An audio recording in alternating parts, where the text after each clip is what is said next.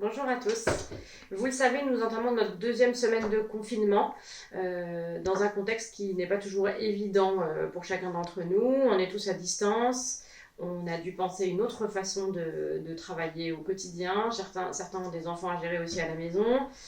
Voilà, c'est pas simple. Et pourtant, je crois qu'on a démontré qu'on était vraiment capable de s'adapter. Et cette première semaine a été bluffante pour moi de voir la rapidité avec laquelle vous avez pris les choses en main, avec laquelle les responsables de service se sont organisés avec chacun d'entre vous.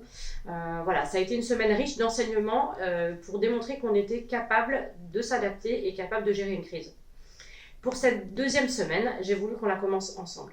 Et je voudrais la commencer en vous disant que moi je suis fidèle au poste à l'UNADEV et je vous encourage chacun à continuer à être fidèle au poste même si on est séparés. Alors on a trouvé des nouvelles façons de communiquer.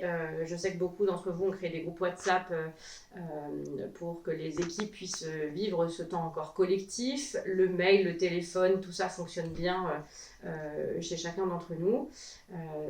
Cette semaine, pour être fidèle au poste ensemble, je voudrais qu'on réfléchisse à ce qu'on peut faire pour accomplir notre mission de la façon la plus concrète possible.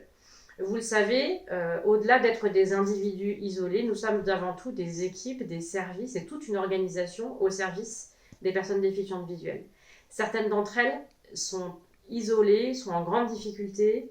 Il y en a certaines qui n'ont pas de famille, qui sont vraiment confinées seules à la maison et qui ne peuvent pas faire leurs courses.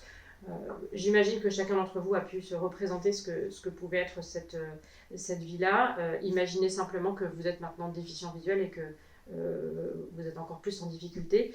Donc notre mission, c'est vraiment de répondre à toutes ces personnes. Et pour répondre à ces personnes, je vais vous demander un grand élan d'initiative et de créativité.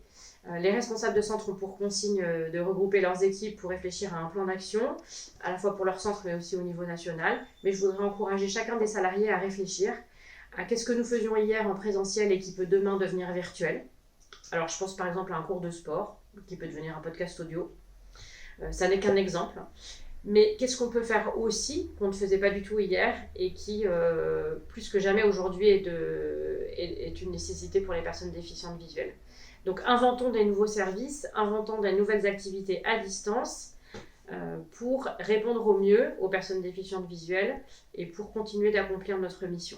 Soyons tous ensemble fidèles au poste cette semaine.